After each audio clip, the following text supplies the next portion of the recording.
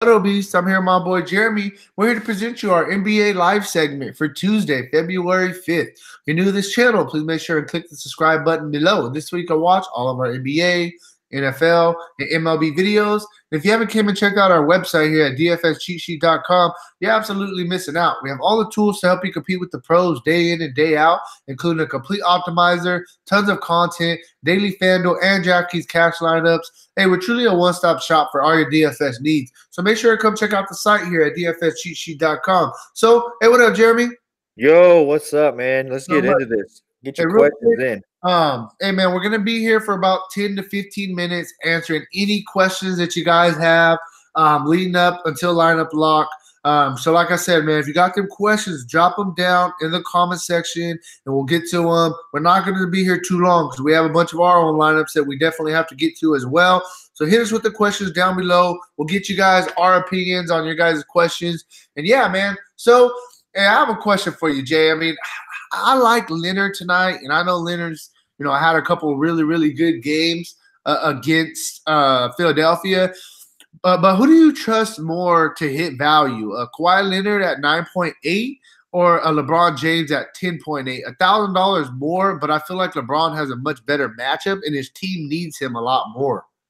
Yeah, I mean, look, we've talked about this matchup a couple of times with him and Jimmy Butler. One game they kind of both got after it and both had a good game. And then the next game, it was really Kawhi kind of shutting Jimmy Butler down, but Kawhi had a really good game again with 50 fantasy points, 50 plus. Look, it would seem to me that Kawhi's floor is 4.5 to 5x tonight in the spot, but this is I said it earlier on our shoot-around video. This is a juicy matchup for LeBron for me, going against a familiar team, Eastern Conference team. He grew up in the Eastern Conference his whole career there.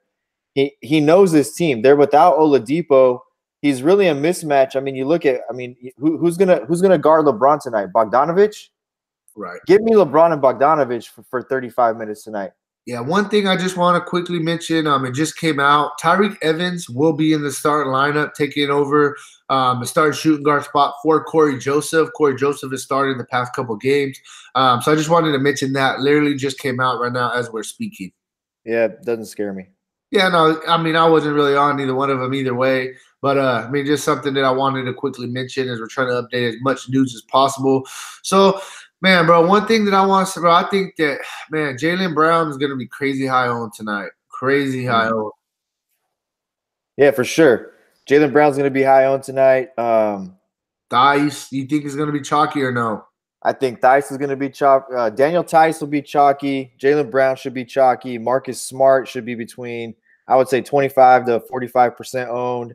Right. The surprising thing to me, man, is it really, I think it says a lot about humanity, to be honest with you. Everybody wants a discount all the time, don't they? I mean, to me, all the stuff I'm looking at in our internal models, etc., we've got ownership trending upwards for Jared Bayless. It looks like he'll be the highest owned player, higher owned than Rozier, which it shocks me because it's $1,100 difference. I get it. Rozier this guy crushes when he starts. We all know that. I mean, the guy crushes, and he seems to be like under the radar tonight, which is crazy. It's a lock spot, right? Just because he's expensive. I mean, that's really why.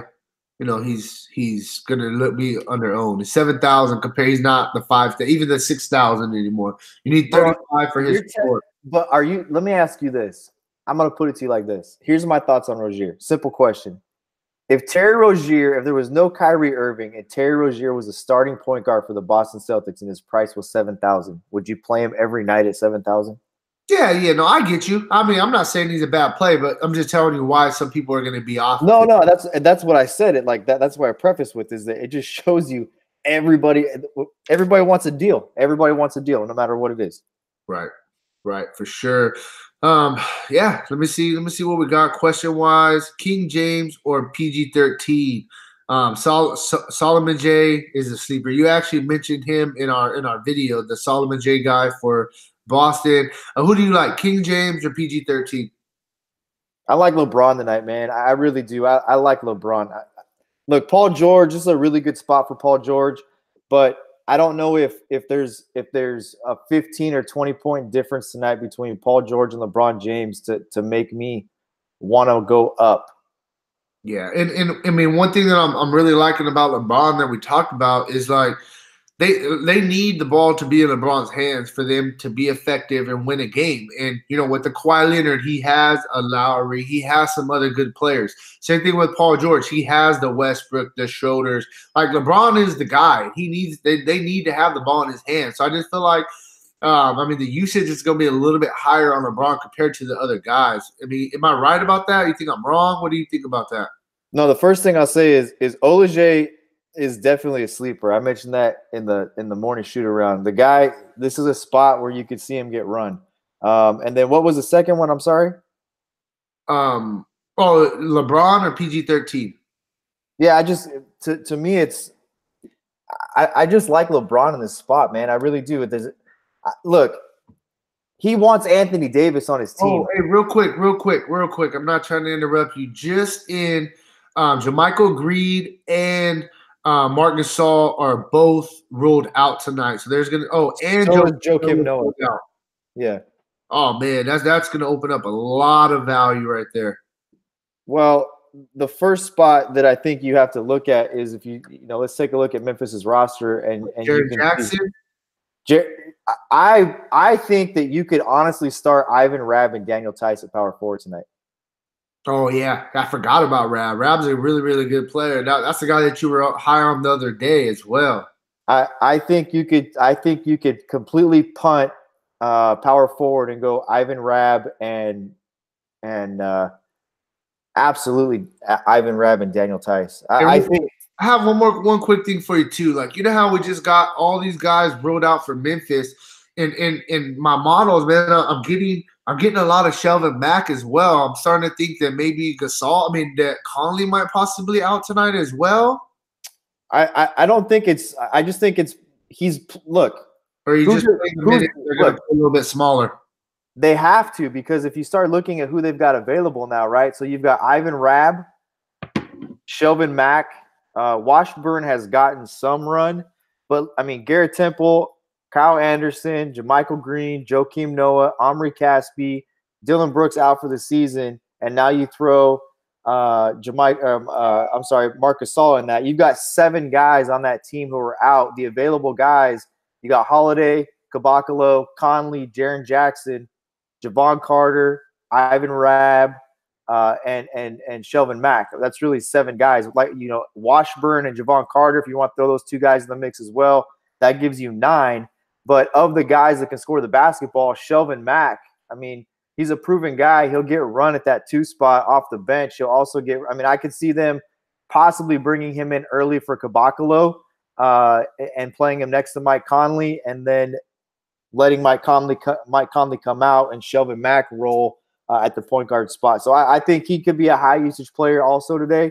It's just really this news really kind of puts this slate kind of off tilter a little bit.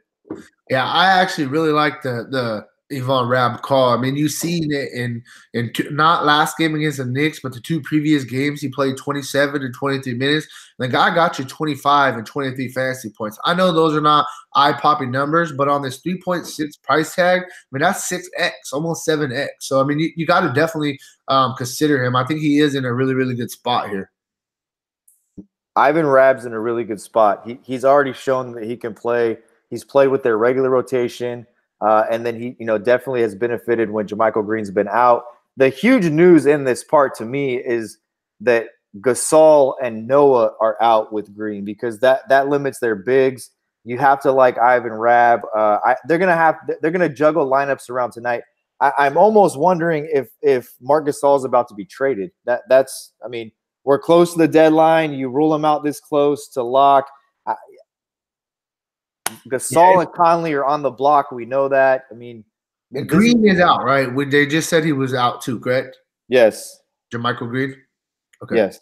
Perfect. I just wanted to confirm that. They ruled out Noah. I think that the guy, honestly, is Rabb. I think that's the guy, power forward. You could go double cheap and just kind of go on. We were already talking about it earlier that we thought that power forward was a ugly position in the first place. So yeah, man, I definitely really like Rab now.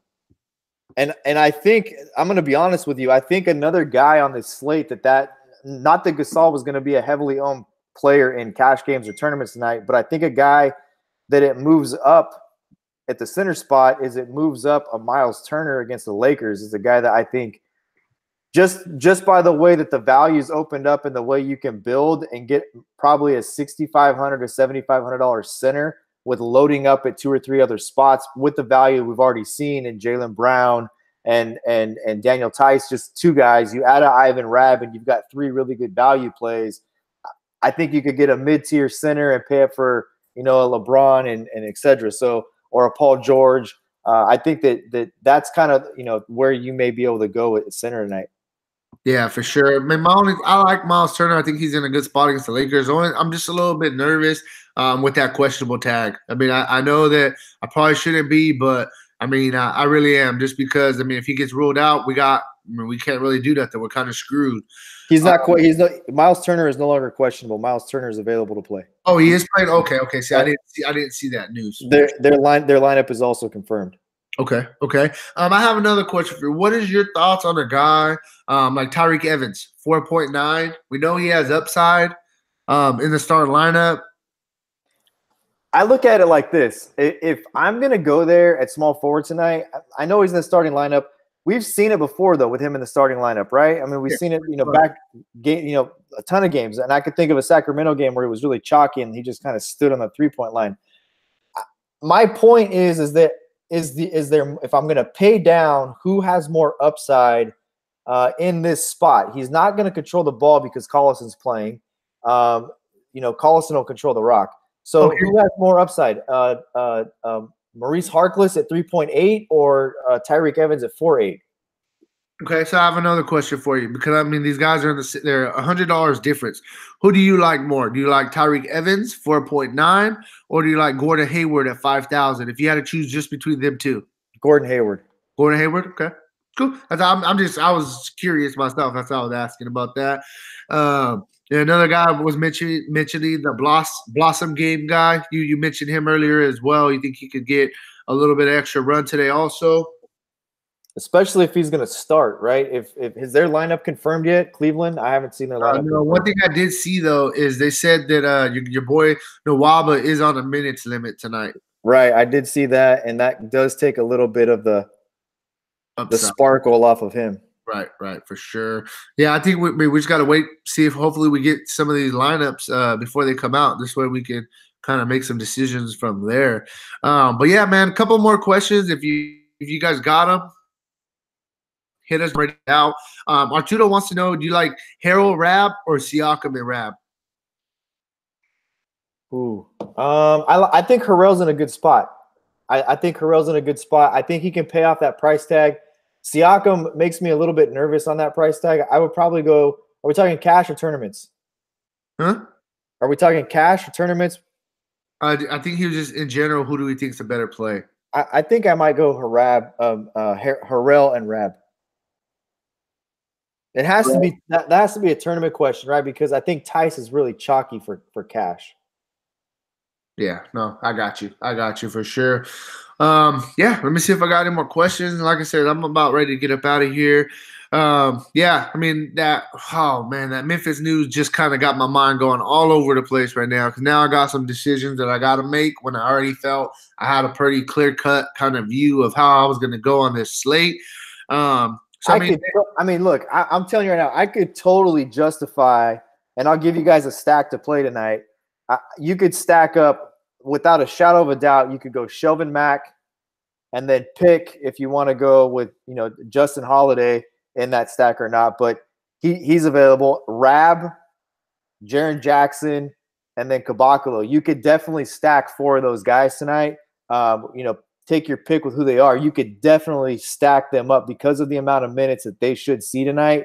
And let's face it, Minnesota, all the talk of Karl-Anthony Towns, the best argument I heard is they've won like 21 games. How is Karl-Anthony Towns an all-star, right? I mean, they're not even a good basketball team. Like, they're not a good basketball team. So Don't look at it like, oh, Memphis, is going to be completely out of this game because they just look, a ton of minutes are going to be played, and I think that Memphis can make it really competitive. Yeah, no, I get you, and I definitely think all those guys out. It gives me a boost to Justin Holiday as well. You mentioned him, 4.5. The guy's already playing 35 minutes a game. Now they're going to need some extra score, and I think of like the guy Caboclo and a couple of those other guys. I think Holiday's the one that has the guaranteed minutes for sure. Mike Conley, that's the thing too. Play him in tournaments tonight because of the fact that he could score 35 points tonight. Right. He's been shooting the ball very well too. Very well, yeah. Very well. So, hey, I think that's about all that we got for you guys. Which Simmons is Jabril talking about? I think he's talking about Ben Simmons. Oh, Jonathan Simmons has been ruled out. Yeah. Ben Simmons is perfect in GPPs tonight. Yeah, I think he's a really good GPP play. I definitely think that Embiid will be the one with the higher ownage of those two guys for the 76ers.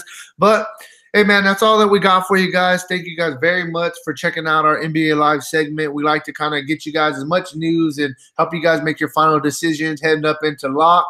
We will be back tomorrow, breaking down tomorrow's slate, and we will have our core play videos up as well. So make sure to have those notifications turned on. This way you don't miss any videos that we pump out. If you want to put the actual lineups that we're playing every single night, or you want to run our optimizer for 150 lines, throw them in a GPP, hey, make sure to check out the site, dfscheatsheet.com. Thanks very much again, and hey, good luck on your guys' contest tonight. Peace out.